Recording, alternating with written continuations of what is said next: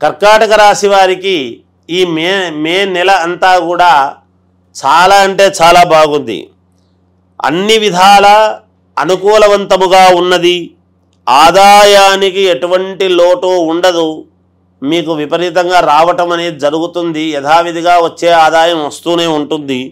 కుటుంబ సభ్యులతో వివాహాది శుభకార్యాల గురించి మాట్లాడుకోవడం అనేటువంటిది జరుగుతుంది. దూర ప్రాంతాల్లో ఉన్న పెద్దవారిని కలుసుకొని ముఖ్యమైనటువంటి విషయాలపై చర్చించటం లాంటివి జరుగుతాయి.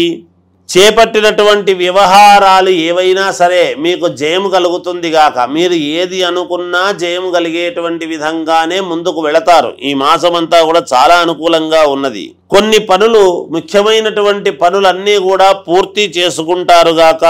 వృత్తి వ్యాపారాలలో ఆశించినటువంటి లాభాలు తప్పకుండా మీరు పొందుతారు.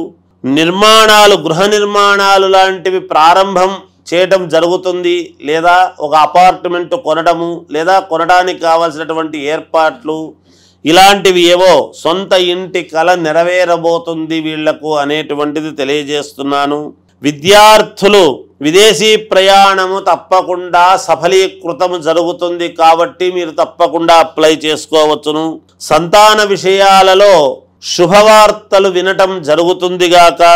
ఆర్థిక అనుకూలత కలిగి దీర్ఘకాలిక రుణాల నుండి బయటపడడం జరుగుతుంది.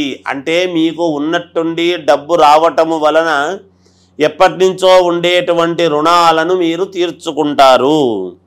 మాసాంతములో కొందరిని నమ్మి సహాయము చేసి ఇబ్బందులు పడేటువంటి అవకాశము ఉన్నది కాబట్టి జాగ్రత్త వహించండి.